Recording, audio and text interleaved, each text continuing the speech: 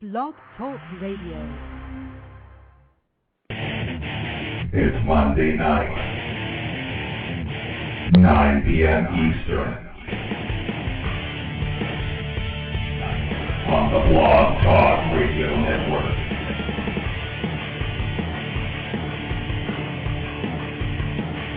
Once again, it's time for the most intriguing talk radio on the internet today.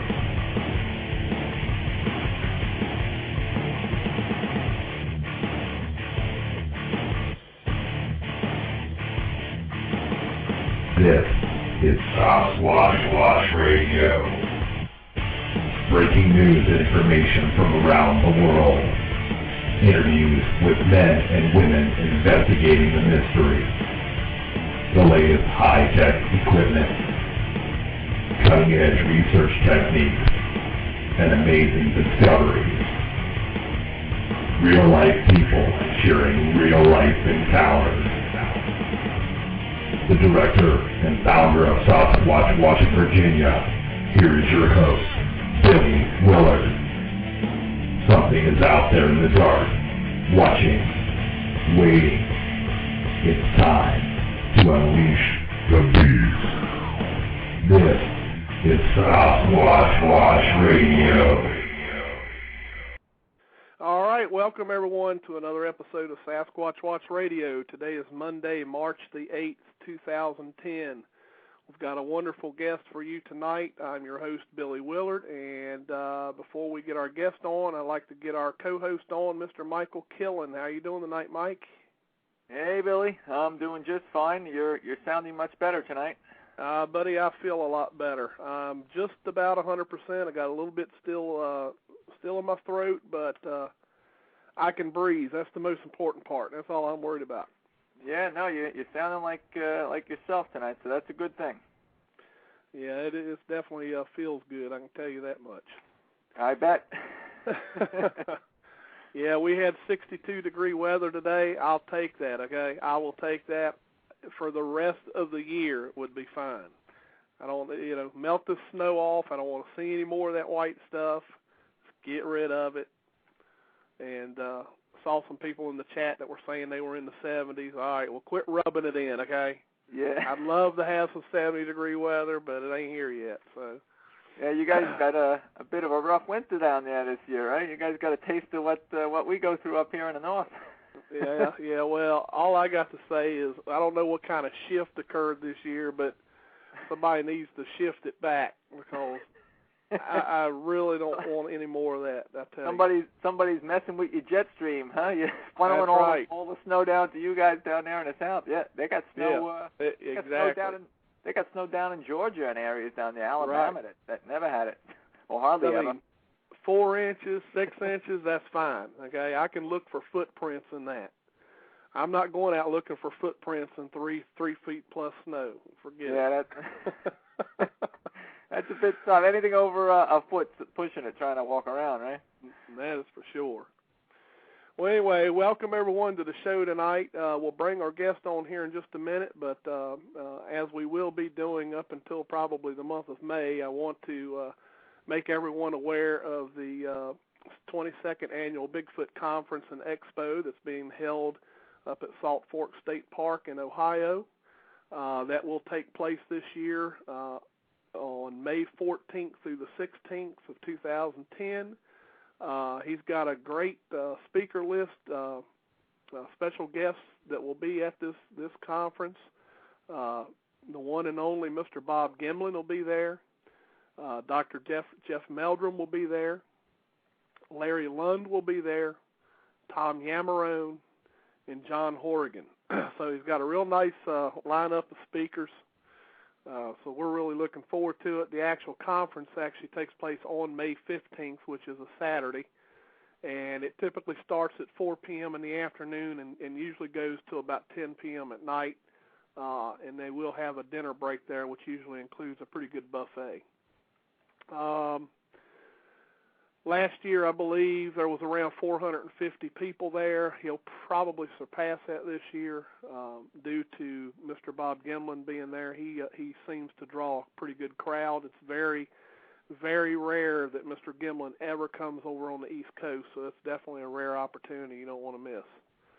So if you need more information, if you want to get some accommodation information, or you could stay there, the lodge is beautiful.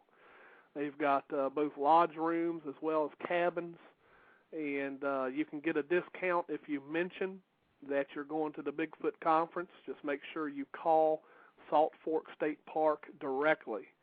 For anybody that wants that number is 740-439-2751. I'll repeat that. Salt Fork State Park, the lodge, the direct desk number is 740-439-2751. If you want any other information on the expedition, you can go to www.eobic.net and click on the 22nd Annual Bigfoot Conference link, and you'll have all the information you need about the conference. Yes, Bill Green just reminded me to mention about Mr. Charles Pierce, who recently passed away. Of course, our condolences go out to him and his family. Seems like everybody around me is passing away, I tell you. I don't know what it feels like on your side, Mike, but I tell you, there's been a lot of deaths going on around here lately. But that's another thing. Now, for anyone that hasn't looked at it yet, I'm sure you've seen it on the forum or somewhere, but Autumn Williams just released a recent blog, and she's got some very interesting video clips, about 3 video clips on there. And I highly recommend that everybody watch those clips. She brings out some information that, in my opinion, is some very important points that she brings out. And the main reason I'm bringing this up is because I overheard on a radio show that aired last night some information that really disturbed me quite a bit. And I don't know, you guys I think all know me by now. I usually don't go on a rant, but what I heard really bothered me, and I've got to bring it out. I overheard someone on a radio show say that witnesses are not important. That is probably one of the most ridiculous things I have ever heard mentioned in the Bigfoot research field. If it weren't for witnesses, we wouldn't be looking for anything. If it wasn't for witnesses, we wouldn't have the description of what this creature looks like. We wouldn't have the areas that these creatures seem to be frequenting. There's a lot of information that we would not have if it weren't for the witness. And I think one of the points that Autumn brings out in her blog and in those videos is the fact that witnesses a lot of times are mistreated by a lot of researchers. Let's face it, when I first got into this, I will admit that I probably did a lot of things that I wish I could redo in the way I treated witnesses. And I regret those. But I've learned now that some of the craziest things, or some of the things that we may think are crazy, we might ought to listen, because the things that we think are crazy may be the thing that proves to give us the information we're looking for. And I think Autumn's main point is, a lot of people think that Autumn's main point was to sell a book, and I don't think that at all. I have talked to Autumn. Of course, we've had Autumn on the show. I have emailed, corresponded with her a few times, and I really don't see Autumn doing this for making some money on a book. I personally took to heart a lot of the things that she said in her video blogs, and quite frankly, I'm rethinking the way I approach witnesses, and I'm rethinking the way I approach this research. And I just think it's a very important thing to watch. So anyone that hasn't watched it, I recommend that you look at it.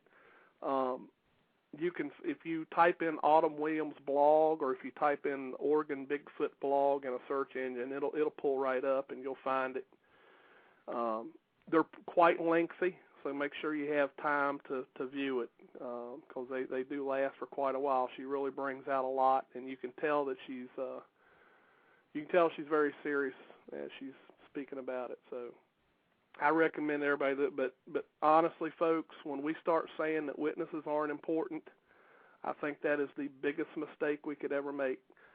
I think that Autumn's main point is that a lot of times we treat these witnesses like they're criminals almost. We try to force them to tell us something that we're automatically going to think, okay, they're making up this, they're a liar, therefore, and what ends up happening is the witness feels ridiculed, the witness feels ignored, and let's face it, the main reason a witness, and I've been thinking about this, the main reason we get sighting reports from a witness is because they need closure. They want someone to tell them that they're not nuts. They want someone to tell them, no, I think you really saw something. They want closure. They want proof that they're not crazy, because I just saw something in the woods that mainstream science tells me cannot and does not exist. And quite frankly, I think when we start saying that researchers are not worth their grain of salt, that is a huge mistake, and I think we've done a huge disservice to Bigfoot research. So that's my. I'll get down off my soapbox now, Mike. If you got anything to add. No, I think you were doing a fine job there. Yeah, I can't imagine, somebody that's in this kind of research thinking that basically an eyewitness is all but useless. I can't imagine, just so casually kind of throwing that aside and not paying much heed to it. I mean, like you said, I mean, if it wasn't for the people seeing these things and the few people that actually do come forward to report them, we wouldn't know that much about these creatures, really. I mean, or at least the fact that people did come forward in the past and then, tell their stories, it got some other people to want to get out there in the woods and see if there really is something going on. So, I mean, at the very least, it helps people, get spurred on to want to get out in the field. So I think that's not an accurate thing to say, for sure. Yeah, I agree. But anyway, let's get to our guest. I feel bad. We've left Michael hanging there. Michael, I apologize for my rant, but I just had to get that out. Everybody, I want you to welcome Michael Wood to the show. Michael is with the Western Washington Bigfoot Trackers. Welcome to the show, Michael. Hey, thanks a lot, Bill. Nice to be on the show tonight. I've been looking forward to it. Yep, and we've been looking forward to having you on. Just kind of give everybody a little synopsis of who you are, what you do, and tell them what all's involved with the Western Washington Bigfoot Trackers. Well, Bill, I started the Western Washington Bigfoot Trackers back in 2008. I had an encounter myself, and basically I grew up in Pennsylvania. I always liked Bigfoot as a kid and tried to get as much material as I could. And then it kind of died off after I joined the Navy, and I was on submarines for 10 years, and I moved around. Well, that'll make it die off. You ain't going to find Bigfoot down the submarine, I don't think. No. No, I moved around Kings Bay, Georgia, and then I came out here to Washington. And after I got out of the Navy, I started hunting again out here. And it was when I first started archery elk hunting. That's when I had my first encounter. And then everything kind of, the light bulb clicked on that, this is Bigfoot country, and if I wanted to start looking for him, this was the biggest place to find him, because he's definitely living out here. Oh, there's no doubt about that. The Pacific Northwest has so much vast wilderness there. I was in shock and awe when we visited up there last year. The place is just humongous. Tell us a little bit about your sighting. Everybody likes to always hear about people's sightings. Well, my first one, I was out on Cougar Mountain, which is out in Wenatchee. It's pretty much just a logging area. And I'll tell you that when I went out archery hunting, there's not very many people that do that out here.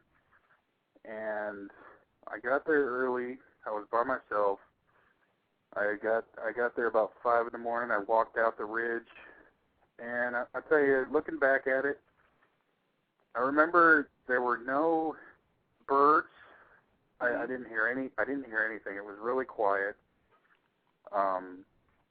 Just an eerie feeling, you know. It doesn't help that you're by yourself. Right. But then you look back and you notice that there were no animals, you know, no squirrels, no nothing around in that area. Right. But nothing ever triggered me. Everything was pretty eerily quiet. Yeah, just really quiet, and I started doing a cow call, and that's, you know, just I heard a bull, which I've never had a return, so I was really excited. He was far away, so I kept on doing it, and then all of a sudden, this scream, I've never heard anything like it. In other words, you knew it wasn't an elk. It wasn't an elk, and it was so loud. The only good thing about it was far away. I was scared, but I was trying to figure out what that was. Right. I kept walking. I was a little, you know, to add to the fear, I didn't have any other weapon besides my bow. Mm-hmm. So that, you know, and I wasn't very familiar with my bow. So that added to the whole, you know, what was that? Right. And am I going to be able to defend myself against whatever this is? Right. I did another cow call, and instead of the bull returning my call this time, it was just a scream, and it was closer. So now I'm thinking, what is that? And it's a lot closer to me. So I think it's time to go, you know. Right. And I started walking out because I was pretty far in, probably about 2.5 miles from my Jeep. And I started walking back pretty fast, and I did another cow call just to see, you know, maybe this was the bull, you know, right. and I didn't, but I've never heard that before, but I didn't know. Right. So I did another cow call, and now I could hear this thing coming. It was so loud, it was breaking sticks, and I mean, I didn't think it was a bear, because I don't know why a bear would do that, and why it would actually, you know, I've never had anything like that happen. Right. And it screamed at me again, and it was so close, I just started running for my truck. Right. And I threw my bow in the back, and I headed out of there. I never saw it. You never saw it? Okay. I never saw it, but I'll tell you, it was so close that if I would have stuck around, I probably would have seen it, but I didn't. Right. I didn't want to see it. Right. Sound like I pretty much knew. I pretty much knew then that that's what it was. You know, there's nothing else that it could have been. Right. Wanted you out of his area. Well, that's so that's it. Now, have you ever actually sighted one? Have you ever actually seen one? I've seen the eyes. That's it. Yep, I've seen the eyes. What color were they? Was it at nighttime, I assume? Yes, it was nighttime, no moonlight, and they're huge, red, almost like a flashlight. Same color as a flashlight, or were they like a colored? Pretty much like a red lens flashlight, and they were really wide apart, and they were really bright. Okay. All right. Let me quickly check something here. We've got a couple callers here. I think a few of them may be listening in, but I better double check. So let me check a couple of them. Do you got any questions yet, Mike, in there? We just have one from Bill Green, but you can check the phones for sure. All right. Want to do that? Let me check this real quick. I believe this is probably Abe listening in. Skype caller? Yep, that's me, guys. Actually, I do All got a question that just came to mind from listening to Mike's story so far. Right. In your first encounter, when you said the thing was walking through the woods, can you, how did it sound when it was coming towards you? It sounded like something really big. I mean, the things that were breaking, it sounded so loud. Like it was definitely on a mission to come to me. So I didn't even want to stay. That's the most scared I've ever been in the woods. If you had to say how many legs it had, how many do you think there could have been? Did it sound like it was bipedal or a quadruped? I don't know. I couldn't say how many legs. It just because it was making so much noise, breaking things. I don't know. And when you seen the eyes that night, there was no light source around whatsoever that could illuminate it? No, because it was actually a new moon when we went out. And this was actually on an expedition that we did in the Olympics back in 2008. We had just got to base camp, and it was nighttime. We just set up our tents, and we're walking out to the trucks, and this thing was actually standing probably, I would say, 50 feet from us on the hill, and it didn't make any noise at all, but we saw the eyes, and my friend next to me actually saw the eyes, and we went to get the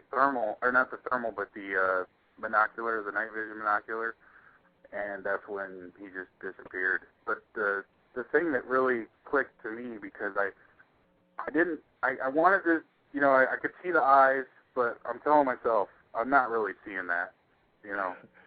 No way. There's no way he's that close. We never heard anything. Like, how could something that big get that close to you and you don't even hear it? Right. Exactly. And I've so said that a few times. do you find yourself speculating that these creatures can just automatically can have a bioluminescence of the eyes? They can glow, make them glow at will? I've heard that before, and that's why I was kind of like, that looked like they were glowing. Wow. I just find that fascinating. Yeah. It's weird. I don't know how they do it. I don't know how any creature would do that, but it just, those eyes, when it pitched black, because I thought maybe there would be some kind of reflection from the moon, but there's no moon. Right. So how is he doing that? Yeah. Right. Okay. Well, that's what I had, gentlemen. Thanks for answering the phone and taking my call, and good to see you feeling better, Billy. All right. Thank you, Abe, and I'll mute you back out. Thanks, guys. All right. And go ahead and ask that question that you had in there for Bill before I go to the next caller, Mike. All right. You want to take that? We'll do that. All right. Our friend Bill has a question to Michael. I guess we can all probably guess by now, but he says, are you investigating any new sightings, footprints, possible photos or films, etc.? Yes, right now we are working with an actual witness that pretty much lives with them. And we try to stay in contact with her. She emails me, she'll call me, and she tells us anything that happens that's new. And we like to go up there and stay in contact with her because that area is a hot spot. And there seems to be a family there that's where they live. They don't want to leave. They're always there year round. And she's had so many encounters that there's no doubt that they're there. Right. And that's where we usually go to do our expeditions also. Right. Now, I'm going to assume that y'all have had some pretty good success around there. Yes. Okay. Recordings? We haven't heard anything yet. I don't know why. She tells us that they scream almost like the old police sirens. Mm-hmm. They do that in the spring, and then it's always around a full moon, and then usually in the fall they'll do it also. Right. But it's more like a scream then, not the siren type in the spring. Right. But yeah, it's usually only twice a year, and it seems to fall, she said it's usually on a Thursday of a full moon. She can mark it on the calendar whenever. Yeah, it's weird. That is weird. But we haven't been able to time it to where we can actually be up there to listen. Right. Yeah, it would definitely be a good time since it seems to happen quite often on that time. So, yeah, it would be interesting to hear. Let me see who this other caller is. I think I know who it is from area code 304. Is this Nancy? Yes, it is. Hi, Billy. I'm glad you're feeling better. Thank you. I appreciate it. Do you have a question, or are you just listening in? Yeah, actually I did. I was wondering if he ever had the feeling when he was up in that area, if he ever noticed that the woods got extremely quiet, like no crickets or anything, and if you ever had the feeling like you just had to get the hell out of there quick. That's exactly how I felt on my first encounter. It's just an eerie feeling that there's nothing around, and you're not even hearing any birds like you usually do.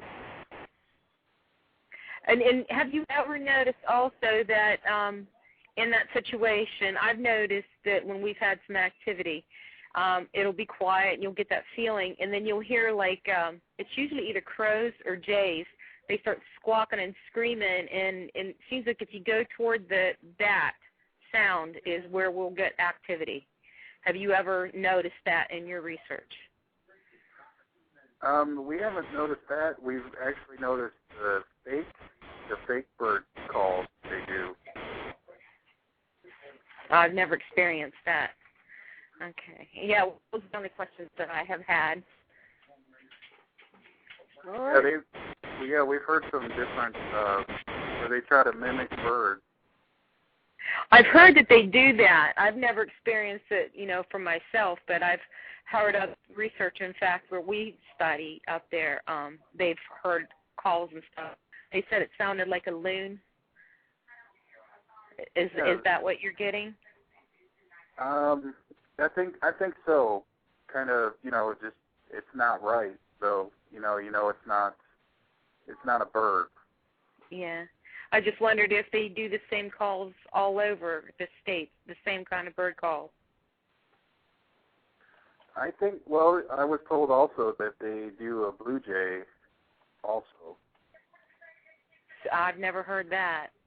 So well, we've heard the jays, and we've seen the jays flying and screaming, because when jays seem to warn you, like I noticed, like when my cat goes out, my male cat, and he's out, hunting for rats or bunnies or something outside, the blue jays will come and they start screaming over him, and it's kind of like they're warning.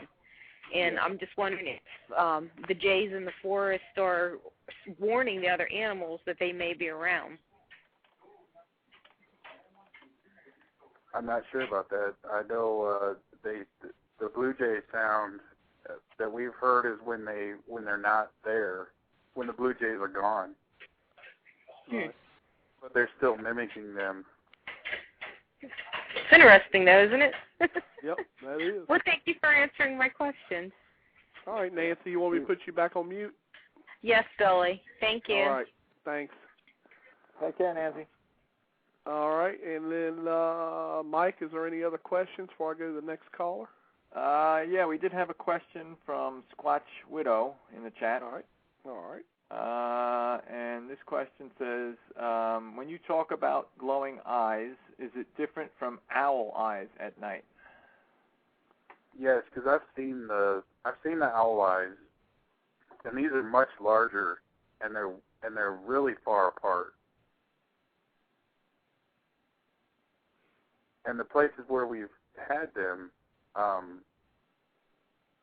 there wasn't, like higher up, like 10 feet off the ground and things like that, where there's no tree that the owl could actually be in. So it's basically just standing there watching you. So basically no real chance, in your opinion, of a misidentification of any kind? Not in the 2 incidents that we've had. There were multiple witnesses, and there was no place that an owl could actually be for those 2 instances. All right, fair enough.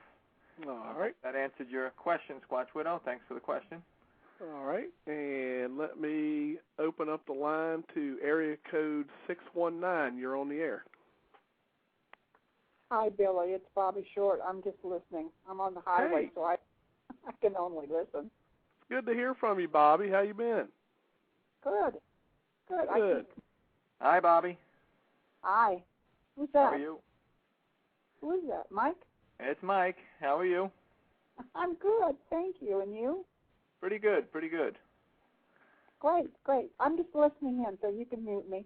All right, All right. Bobby. Have a good one. Okay. Bye. Take care. All right, and I think this other, hold on a minute, see if I can get this to work now, because it doesn't seem to want to work now. There we go. I think this other caller is my brother, but I'm going to double check it. 571, is that Jason? Yeah, it's me. I'm just on listening. All right. I'll mute him back out. All right, did you have any other questions in there, Mike? Yeah, we had one more just a minute or 2 ago from Henry. Okay.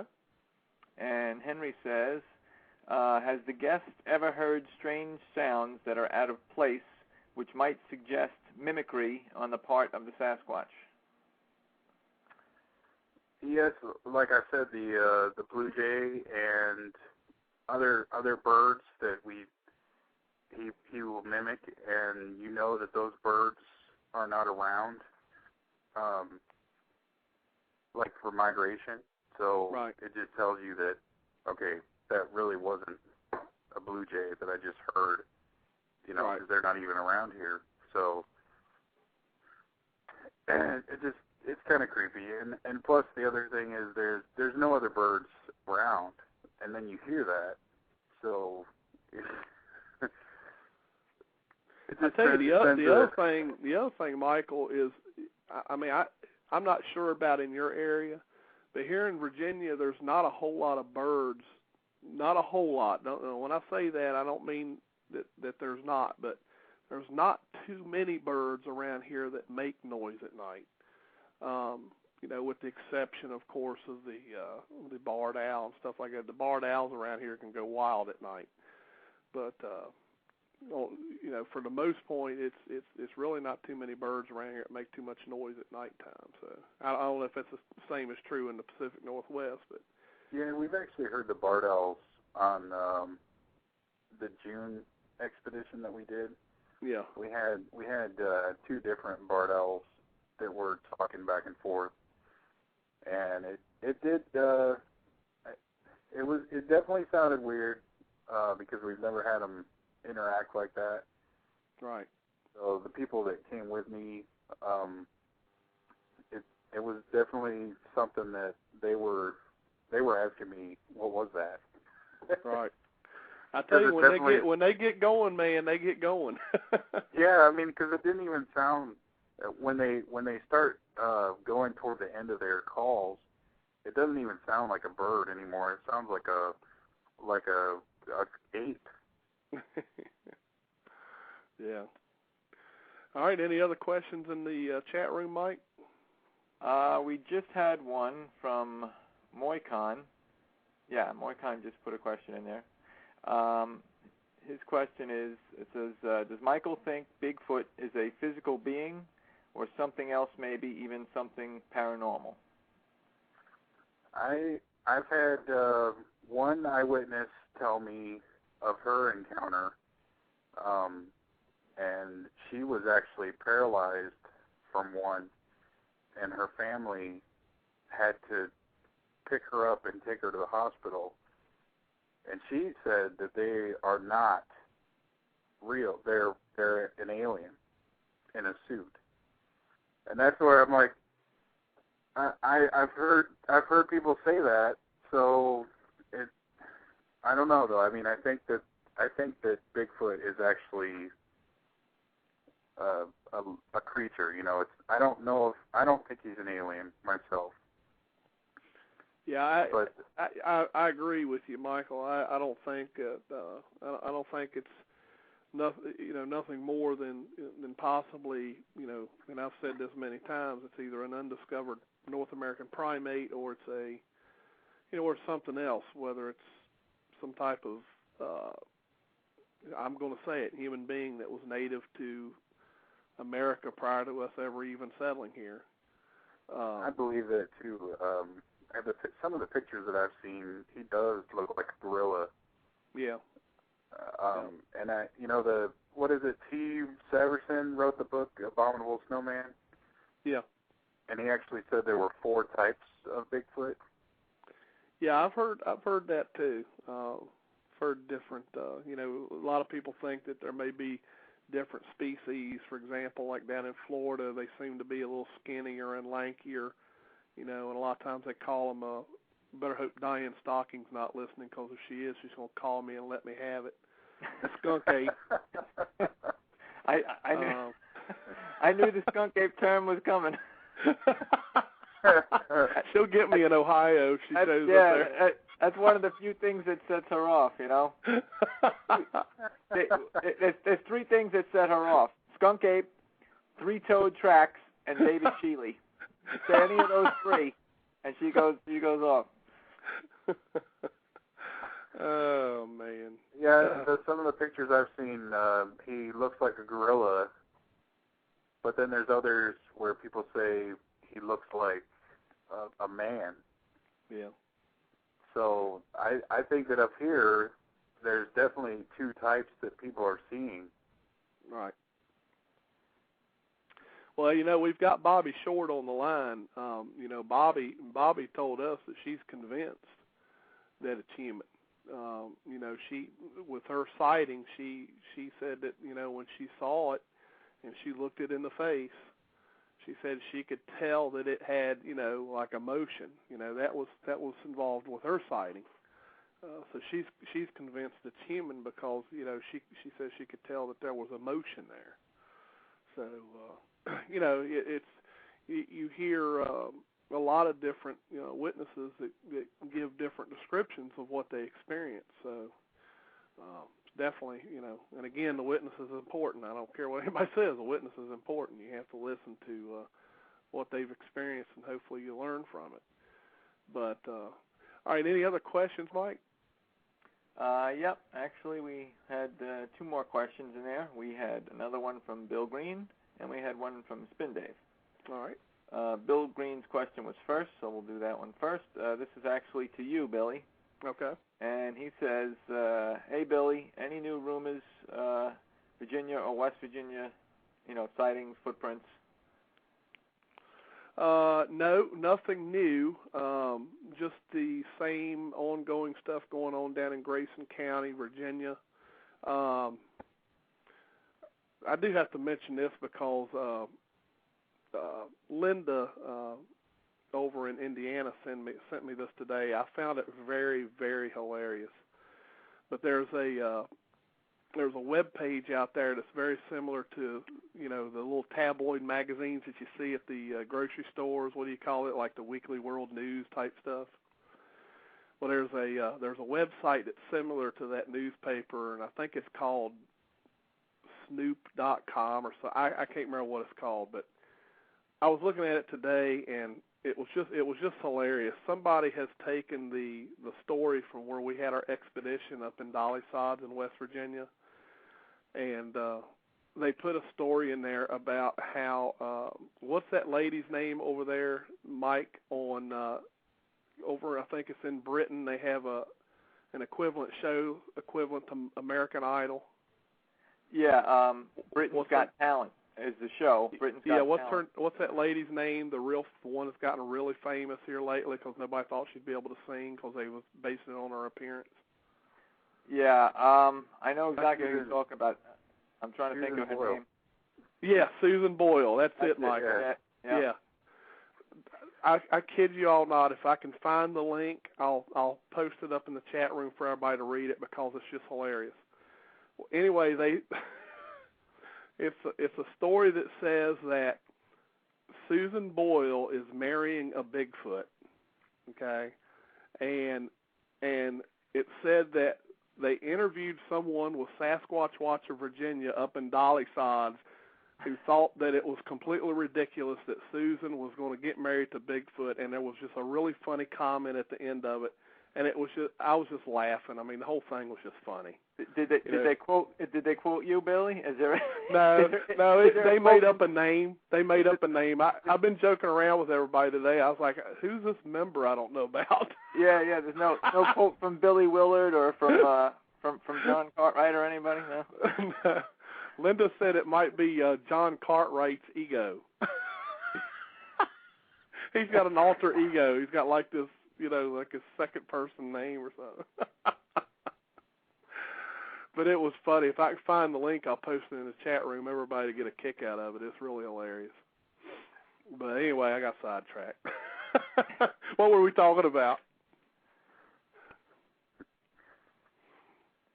Mike, you gonna help me out? What was we talking about? Which mic? You got two mics. I'm busy reading and cutting questions from the chat here. All right, I'm gonna start calling you Killen then.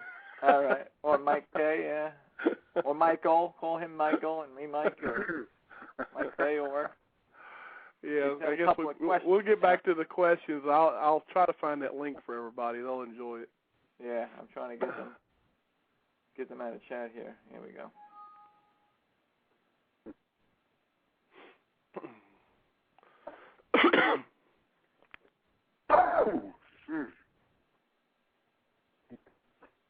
All right. You want me to ask I got a couple of questions here we can do. We go one right ahead. Spin Dave, and then we had two from Irish guy. Spin Dave's question says, with habitation, the Bigfoot, he says, with habitation, the Bigfoot acclimates to the resident. Do you think you are taking a chance in destroying the rapport between the resident and Bigfoot when you add researchers to the mix? When I add researchers, is that what the end of the question was? Yeah, he says, do you think you're taking a chance in destroying the rapport between the resident and Bigfoot when you add researchers to the mix? I guess, when you start about a habitation situation. Habituation. Yeah, I'm not sure. I don't think that it's ruined what's been going on where we go, because the lady that we talked to, she still has encounters when we leave, so I don't think they're leaving.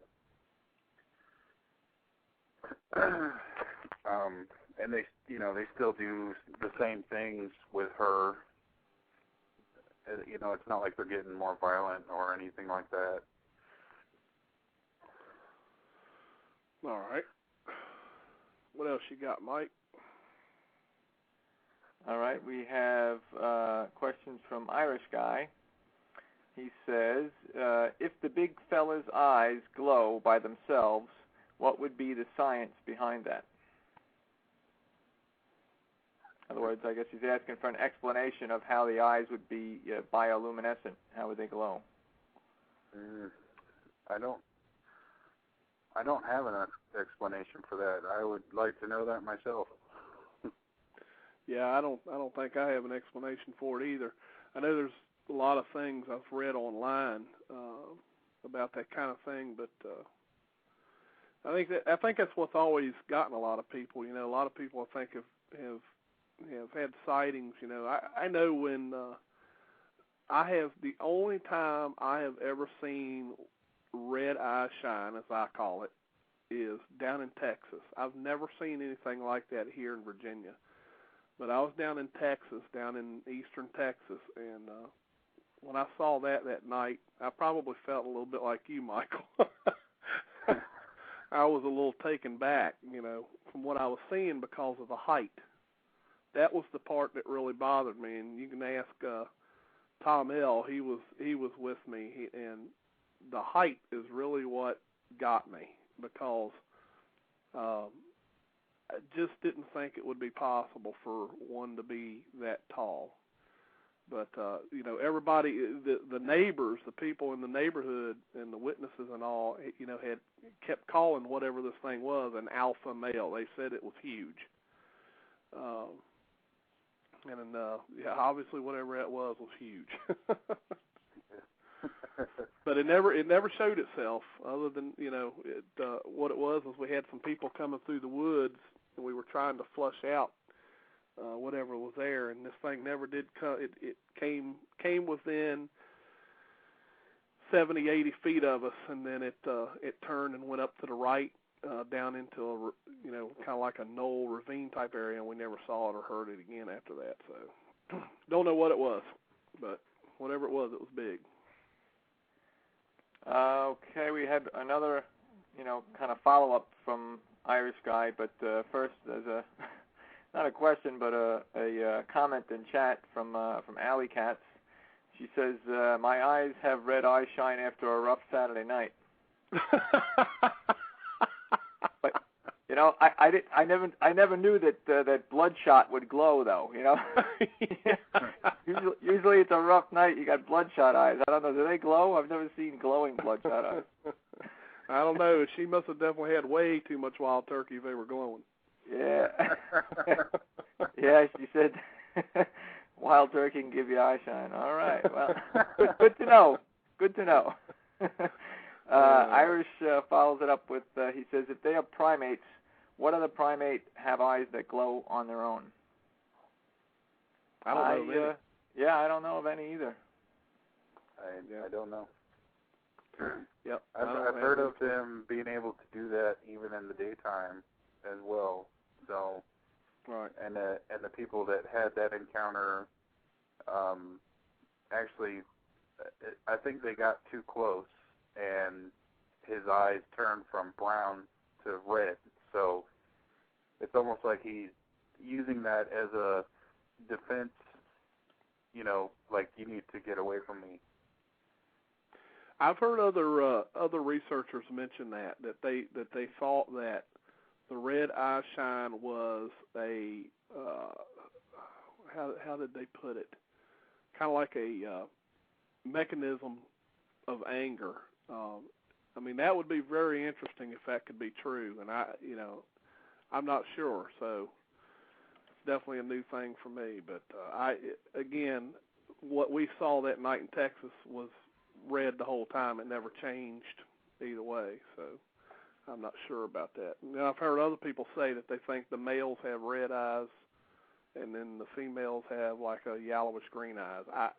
But I don't know, again, so I don't think none of us do. But anyway, was that all the questions you had in there, Mike?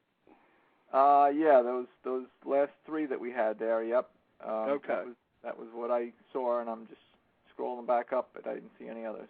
All right. What I'd like to talk to about now, Michael, is tell everyone, obviously you do, how many times a year do you all do these expeditions?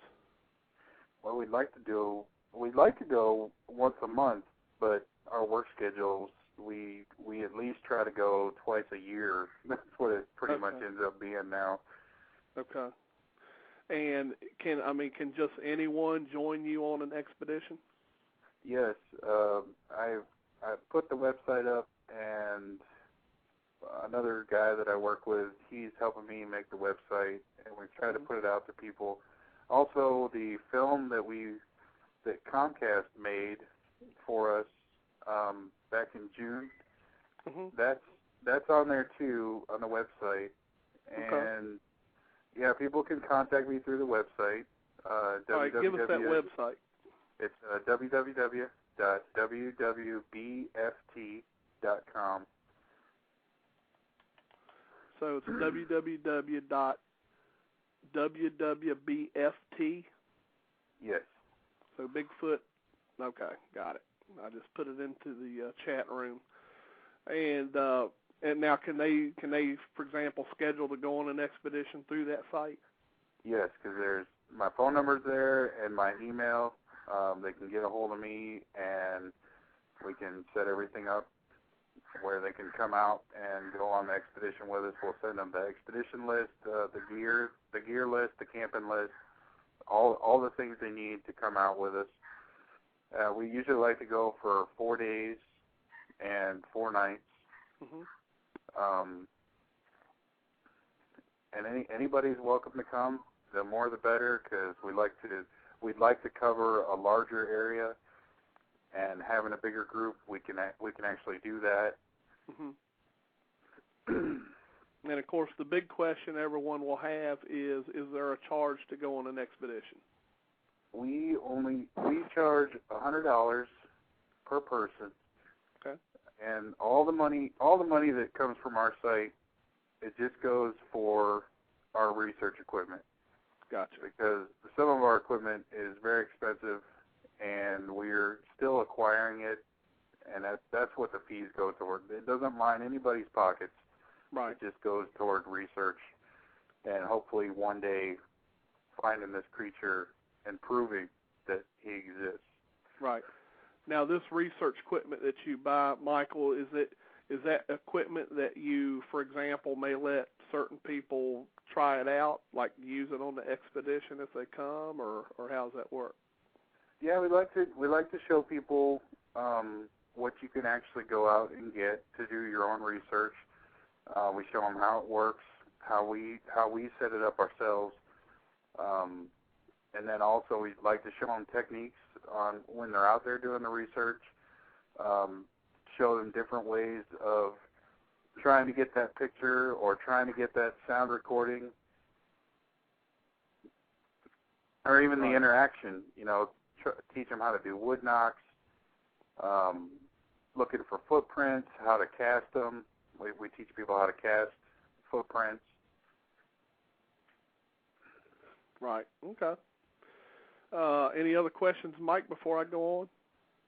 Yeah, actually, we just had a flurry of questions here. I just copied about 1, 2, 3, 4, about 5 questions down, and there was another one just now, just popped in there.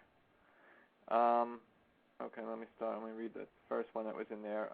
We had first one in order was from Andy Drew, and he said, question from Michael: are there any caves that you know of in the Olympic Mountains?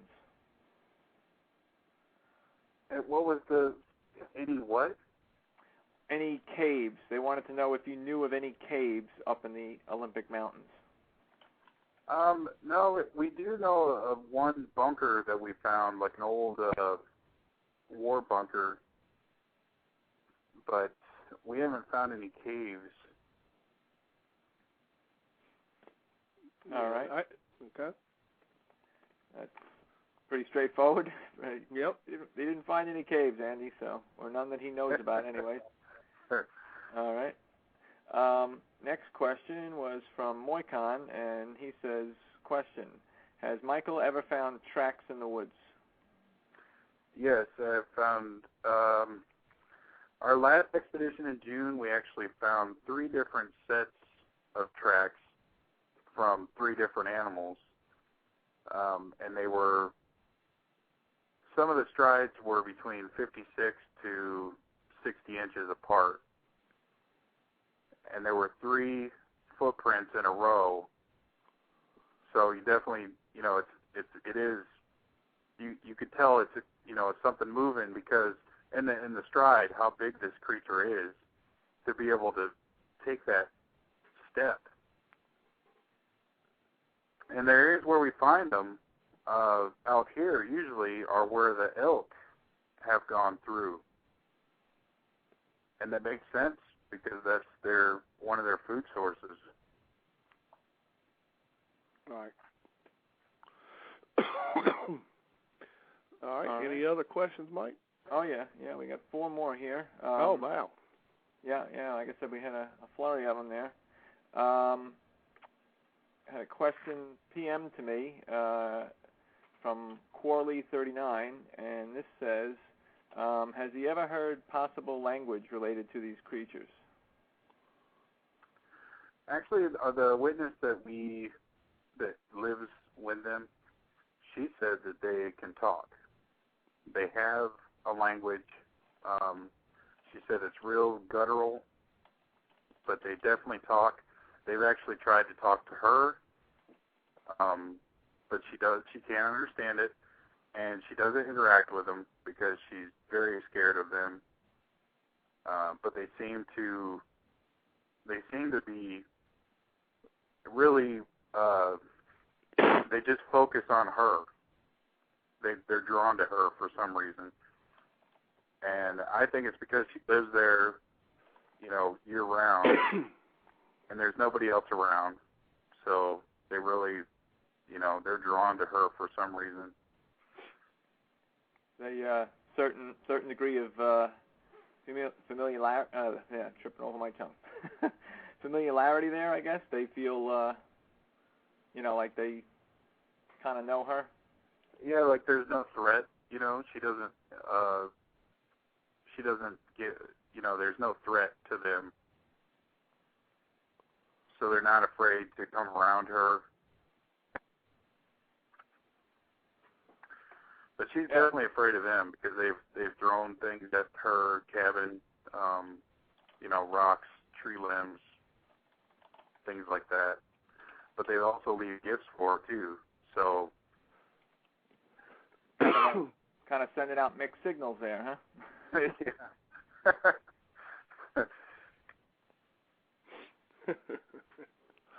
All right. We had another question from Bill Green. Oh, I'm sorry. Next question was from Steve Squatch. I'm jumping ahead here. Next question was from Steve Squatch. It says, are your expeditions limited to the Olympic or the entire Olympic peninsula? I guess. Actually, we're not. We can do the entire Olympic area. I am trying to reach out to Mount Rainier as well. But those are our two areas. Also, one of the members of my team would also like to reach out to Oregon and try to do some research down there as well. All right. Okay, then we had a question from Bill Green again. He had a question. He says, are there still sightings around Mount St. Helens Forest? I haven't had anyone contact me for Mount St. Helens, but I'm sure there are. I mean, that's a hot spot for sightings. I mean, if you look at the BFRO's website, they have a lot of sightings from Mount St. Helens area. Okay. You want me to keep going, Billy? I still got, let's see, I got one more, and then I think I just saw another one in chat. Yep, keep on. Let me Actually, I think we got Henry on the phone too. We got a 662 number with the hand up on the switchboard. That's yep, probably Henry. I see it. I'll grab Henry and bring him on here. How you doing tonight, Henry? I'm doing good, Billy and Mike. How y'all? Doing good. Good. Wanted to ask the guest. I was reading in Daniel Perez's newsletter yesterday about Ape Canyon and the area called the Vander White, which is an old mine. I was wondering if the guest was familiar with that place. A fellow named Matt Jones actually climbed up there, and he said it's a very dangerous climb. Yeah, it's up Ape Canyon? It's at Ape Canyon, Yeah, I've never been there. I'd like to go myself. But yeah, we've never gone to that area yet. Well, yeah, he was saying that it's a very dangerous climb to try and get up to the Vander White, which was the mine that Fred Beck and the other miners during that time had. And it's up. I mean, up a real steep cliff, and he said it's very dangerous trying to get up there. And I didn't know if you were. I didn't know if you were familiar with it or if you'd been to it or what.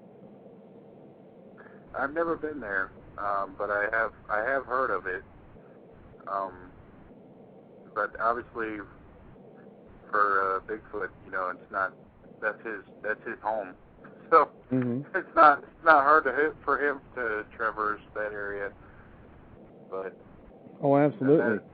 And that's a perfect home for him because we have such a hard time to go into those types of areas.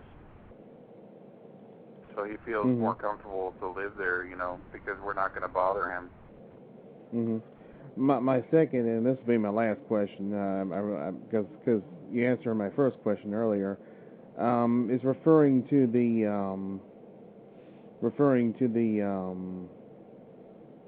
what is it? I'll think of it in a second.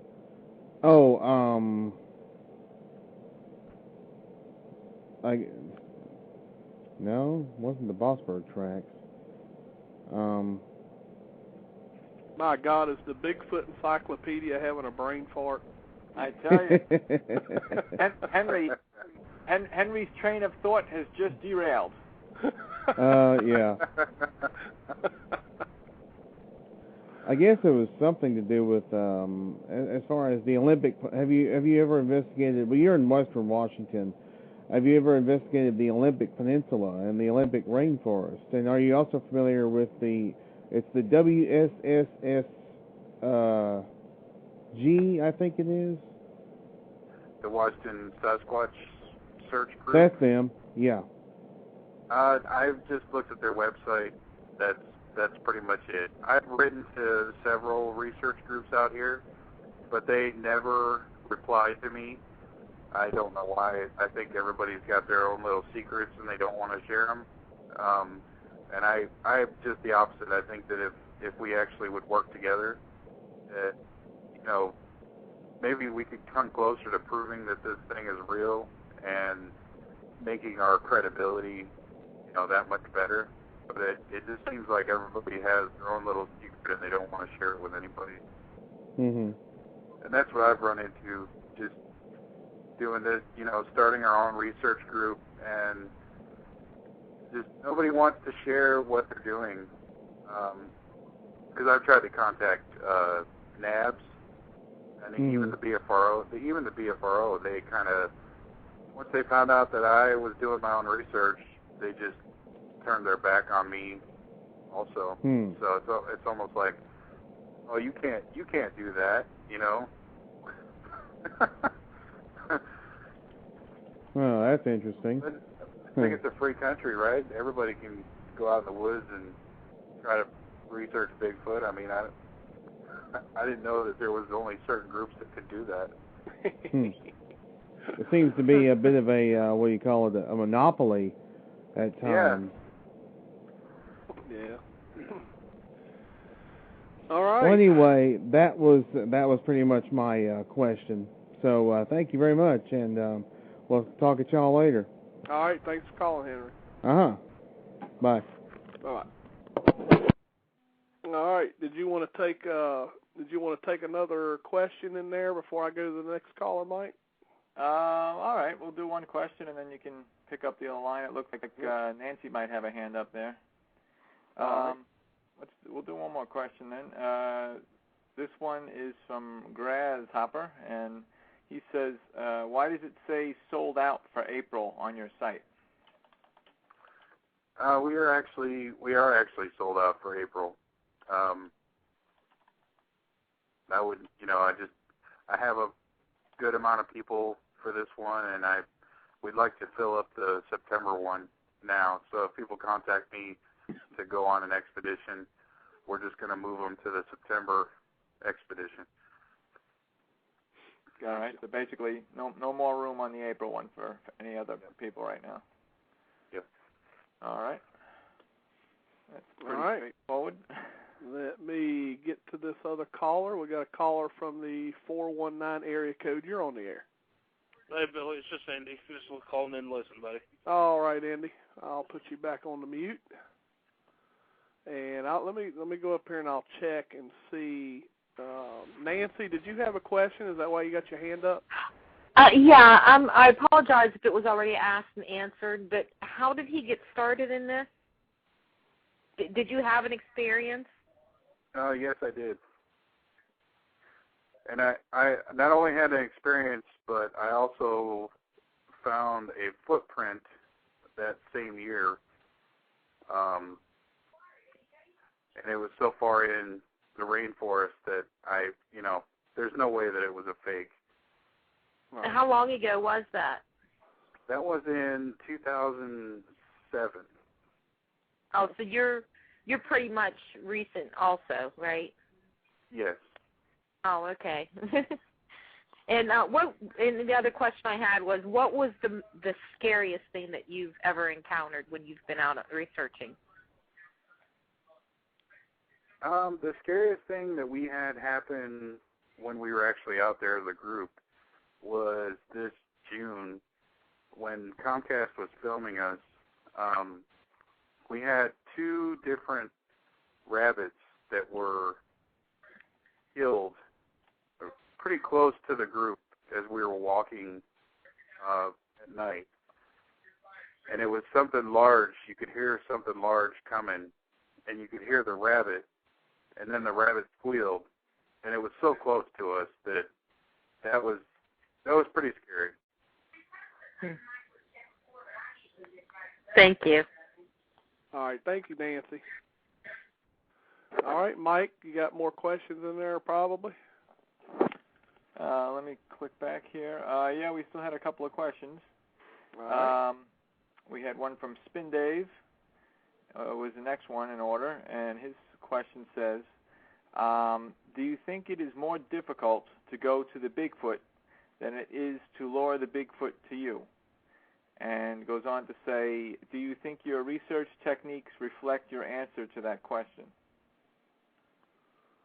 I think that when you go out in the woods in an area like we do, where he lives, you know that he's there.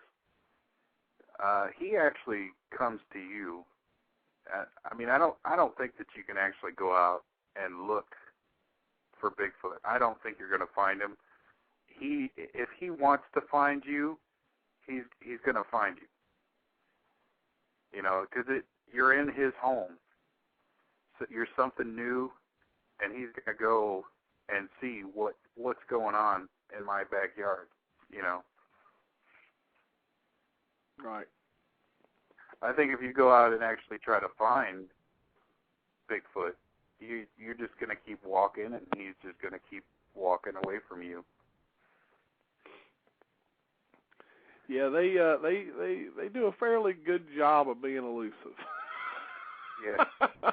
You think? Why we can't find them. You think, Billy? Huh? I think so. That may be. Hold on, that might be an earmark. Let me mark it down. I think you're onto something there. Oh gosh, how many more questions you got, Mike? I tell you what, the chat room has really kept us busy. We're already down to where we only got 21 minutes left. Yeah, they've been great with the questions. Thanks, guys, for sending in all your questions. I still have at least 3 more, and I was just scrolling back up to read the chat to see if there was any more in the last minute or two. But yeah, I have at least 3 more right here. So, all right, we can take those, and I'll scroll back up in a second. This one is from Corley in the chat, and it says, does this lady have any pics or videos of these creatures? I guess he's referencing the lady Michael was speaking about earlier. Actually, no, she doesn't. She does not do research, and she is not trying to prove that they're out there because she already knows that they are, and she doesn't care if anybody else believes.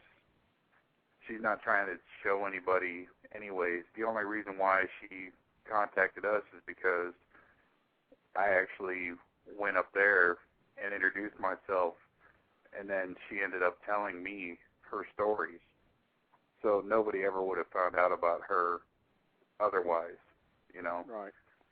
she's not trying to get any publicity out of this. She's just telling us what is going on in her backyard. Right. All right. Fair enough. So hopefully that answers the question. And we had 2 more here, and I was just scrolling back up. I didn't see any in the last minute or two.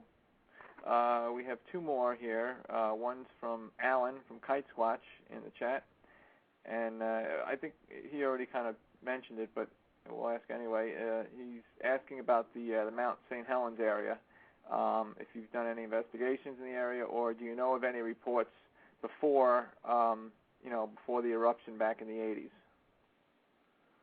Actually, no, I don't. And like I said, we haven't been down there yet. We mainly focus on the Olympics, and we're trying to reach out to Mount Rainier, but we haven't gone down to Mount St. Helens yet. Yeah, that's what I thought you said, because Bill had asked a similar question about Mount St. Helens. So, okay. All right. We got one more here from Spin Dave, and then I think just now, like 2 lines ago, Squatch Widow just, and now Moicon. Oh, boy. All right. Yeah, they're still coming in. Yeah, okay. Got my work cut out for me tonight. Spin Dave's question says, has anyone ever reported seeing a Bigfoot moving from one tree to another? Not on our expeditions, or not that I've heard of. No. Okay. All right. And that was the last of the ones that I had already copied down here. And this one I can catch right from the chat. Squatch Widow says, how good of a sighting has she had, the woman that has them coming around? She's seen babies. She's seen big ones, like 7 foot tall. She's seen them in the daytime, in the mornings, not very far away either. Probably 50 yards. Really? In the open, they're not hiding. She's seen them in the woods, just in the woods, like in the tree line. She's seen the eyes at night. She's seen them doing yoga, is what she called it. They move really weird. They sway their arms and stuff, and she said it looked like they were doing yoga. Oh, wow. Now here's a question, and you'll probably know why I'm asking this. Does she live alone? Yes. Okay.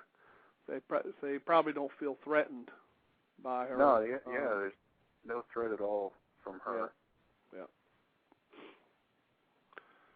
Yeah, it's interesting that she said she sees the babies. I mean, you don't hear of too many people ever, seeing the real young ones, the real babies or real small juveniles. That's kind of unusual.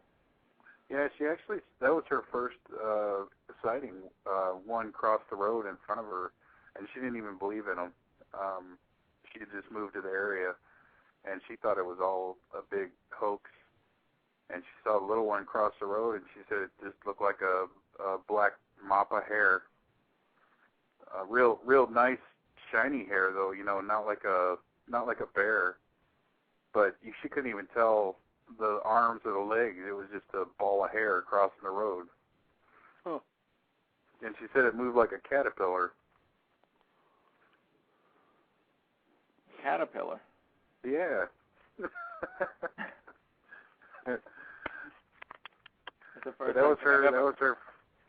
Oh, go ahead. I think that's the first I've ever heard of anybody, use that kind of a description to describe movement of a creature, a caterpillar. Yeah, the only thing I've ever heard of one doing, I've heard people claim that they went from 2 legs down on all 4 and ran off. I've heard that before. But that's the first time I've heard that description. Yeah, me too. Never heard of that. But, hey, first time for everything, right? That's right. I'm trying to catch the last of these questions. We're hitting a flurry of questions here. Okay, let me get this last one from Alan. 1 second. Okay. All right, and let me get to the next question here. We had, next question was from, we asked Spin Dave, so the next question was from Moicon.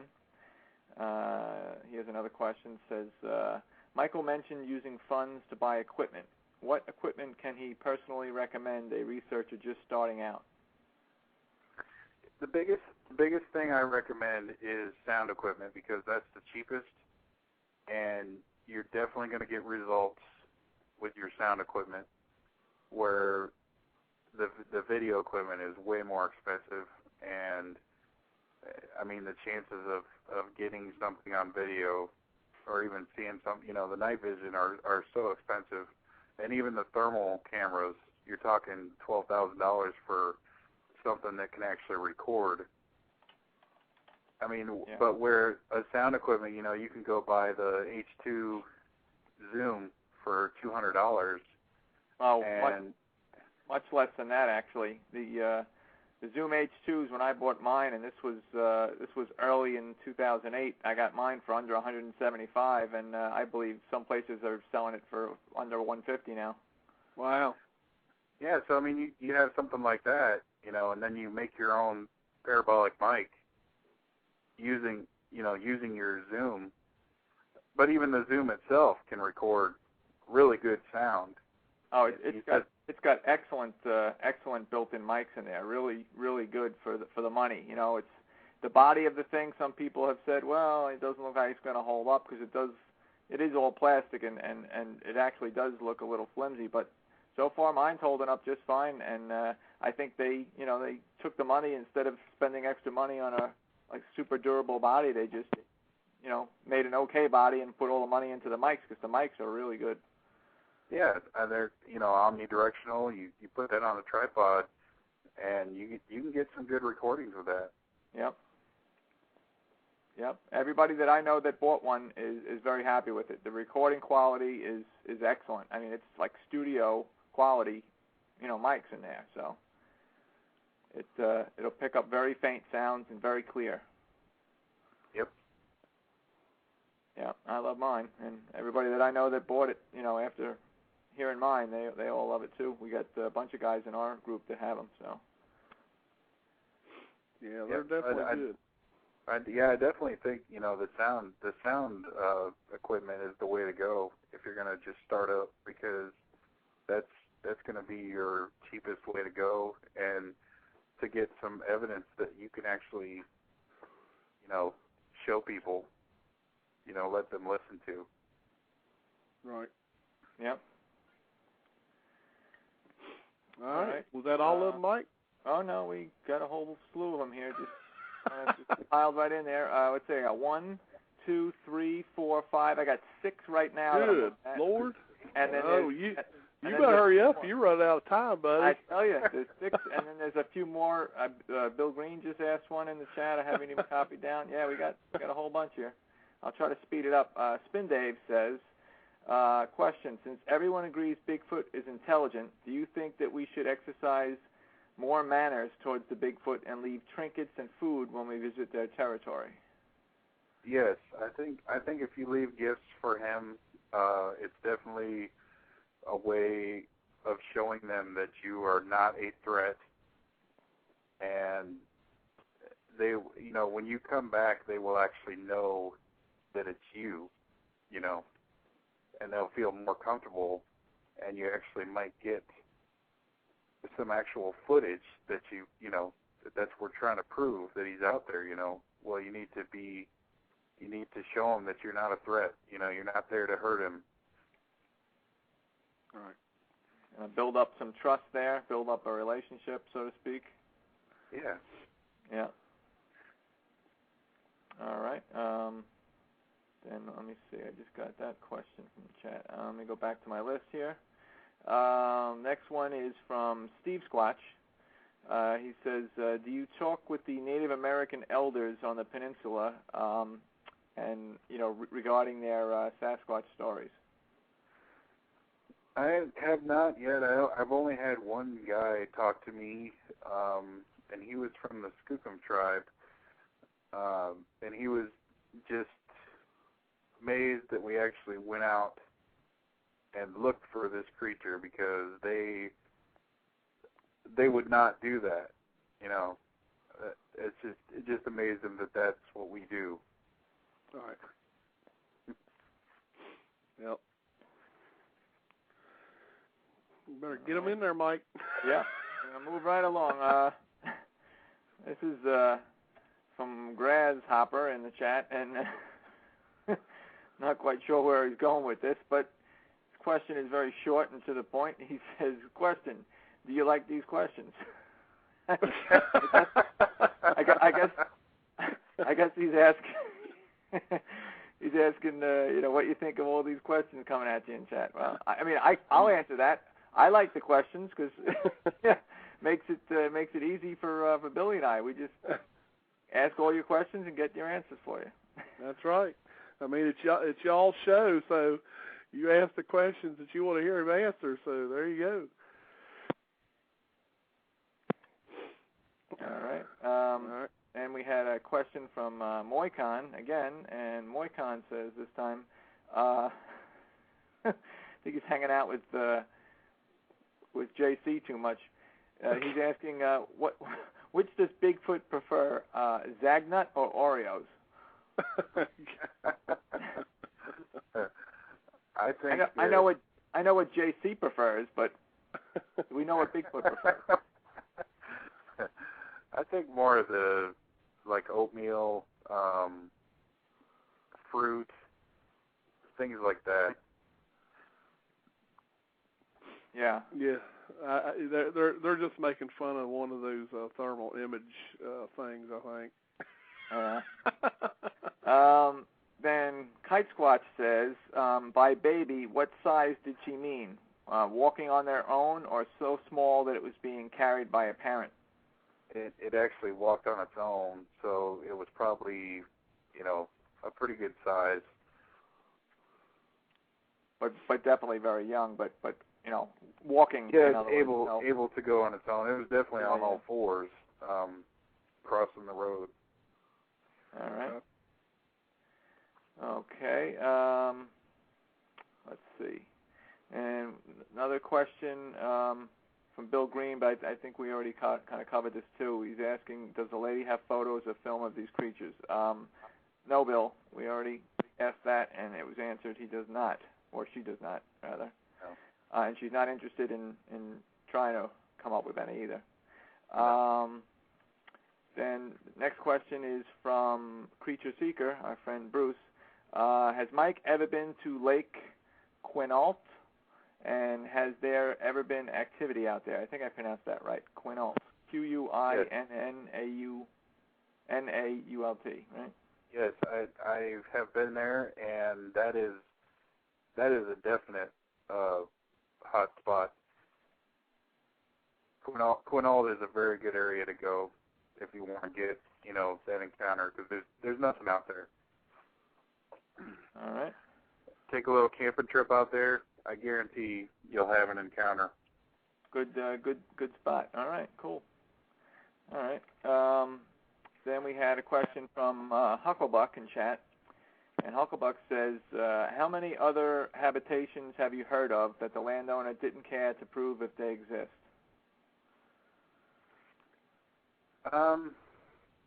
I pretty much say the whole town where we go, that those people don't care that anybody knows. They don't want, they're not going to tell you of their encounters. They don't want people to know. Yeah, is it a smaller town? Because I seem to feel that the smaller towns, people tend to be a little more closed-minded to outsiders to begin with, and especially something like this that they know they could be open to ridicule about would make it all the more unlikely that they would open up to anybody from outside the immediate area. Yeah, and what I find too is they just don't want people to come in with guns and try to hurt this thing. Sure. All right. Let's see. We had another. Oh, this is a question from Texas Dragon 55 in the chat for Mike. He just wanted to know what sub you were stationed on. He says, I was on the Nautilus. I was on the Georgia, USS Georgia. All right, there you go, Tex. He was on the Georgia. And thank both of you for your service. We appreciate that. Okay, this is from Stealth Squatch in chat. This is actually to Billy. He says, what do you think Squatch thinks of us? I guess, people, mankind. Probably thinks we're all nuts. Yeah. Everybody thinks we're nuts. We're nuts for going out and looking, and he probably thinks we're all nuts for being out there in the woods, and he knows that we're used to concrete and asphalt. Yeah. I think he's definitely. Honestly, I think they're very cautious of us. Yeah, I think they try to learn things though too, such as the fire. How we make fire. Because there's people that say that they've found actual fire pits in the woods just out of nowhere, but they're all set up like they could be. You could make a fire with them, but there's no. They haven't burnt them because they don't know how to. Right. So I think they definitely try to mimic us, what we do. Right. All right. Well, that's it. I ran through all the questions, and just in time. We're counting down here, about 3 minutes to go, but we got all the questions in. All right. You did it, Mike. Ran through, and that was quite a list, let me tell you.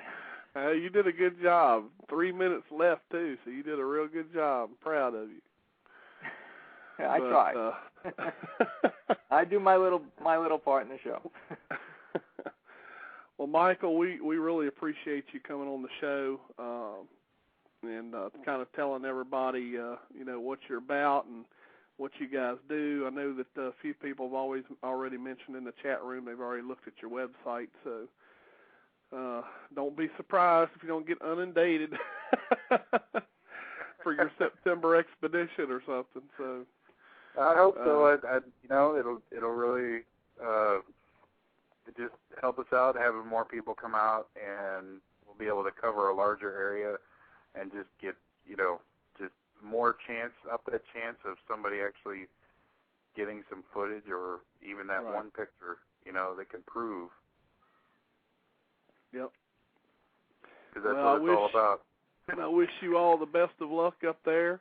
I hope your April expedition goes well for you. And obviously, if you all find anything good or collect any good evidence, please don't hesitate to email me, and we'll get you on the show, and I'd love to hear about it. All right. Thank you. All right. Thanks a lot, Michael. Thank you. Thanks for the invite to the show, and just thanks a lot for your research, too. All right. Thanks a lot. Have a good one. All right. Thank you, Michael. Appreciate it.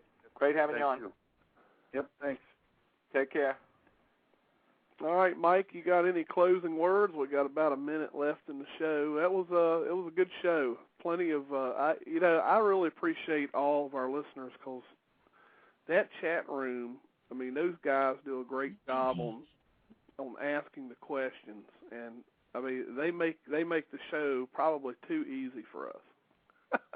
Well, I know I appreciate it, and I'm sure you do, because I mean, when you got a whole bunch of people throwing some good questions out there, it just makes your job as a host that much more easy. You don't have to. When it's one, every question asked in chat is one less you have to think of yourself. And most of them are really good. So it just makes it easy, and we appreciate you guys helping us out and throwing all those great questions out. Yep, that's for sure. And before we go off the air, we got about exactly a minute left. Before we go off the air, next Monday night, 9 p.m. Eastern, we're going to have a gentleman on the show who is a director of a Bigfoot movie that is coming out. We'll get some details from him next Monday night about what the name of the movie is. but he is he's directing a new Bigfoot movie now. Whether or not it's blood and gore, one of those type of movies, I'm not certain of yet, but we'll find out next week as we bring him on the show and he can tell us about this movie. So, Mike, thanks for being a great co-host as always, and I guess we'll see you next Monday night. Yeah, it's my pleasure, absolutely. And just as a closing comment here, Creature Seeker in the chat says the chat room makes the show bearable. And and I have to say, I have to add to that, Bruce is absolutely right. Chat room makes the show bearable, but only when he's not in it. Oh my gosh. I don't think that was live either. You'll have to listen to the archive to hear that. Catch that one on archive. That was good. Yeah. Oh man. All right. Well, you have a good rest of the week, Mike, and I'll see you next Monday night. All right. And Bruce, you know I'm kidding. I'm just poking you in the ribs there, but we love you just like all our other listeners, and hopefully I'll see Bruce in person real soon. Yeah. And Bruce, when you sit in that chair at the Ohio conference, you might want to sit lightly. Yeah, maybe one less hot dog at lunch or something. Good night, everybody. All right. Take care, Billy. Good night, folks. Good night. A legend passed down through the generations. A myth to some, reality to others. Thousands claim to have encountered this creature from all around the world. Footprints discovered, unidentifiable hairs collected, unusual sounds recorded. Something is out there. Sasquatch Watch Radio. Monday nights, 9 p.m. Eastern, on the Blog Talk Radio Network, interviewing the men and women researching this phenomenon, the latest news and information, research techniques, and cutting-edge technology. True terrifying encounters, as told by those who have experienced them. Monday nights, 9 p.m. Eastern, on the Blog Talk Radio Network. Your host, Billy Willard of Sasquatch Watch of Virginia, brings you the most riveting discussions on the internet today. blogtalkradio.com/Sasquatch Watch Radio. Monday nights, 9 p.m. Eastern, Sasquatch Watch Radio. The truth is out there.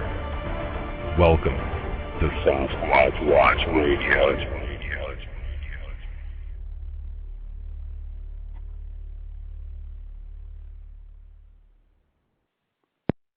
This will be your year, and it starts at Laurel Ridge. You've had a taste of the real world, and now you want more. With the right training, degree, or certifications, you'll have more skills, more earning power, more opportunities in industries that are just waiting for you. Welcome to the year of you. This is your time at Laurel Ridge Community College. Visit laurelridge.edu/pathways. That's laurelridge.edu/pathways.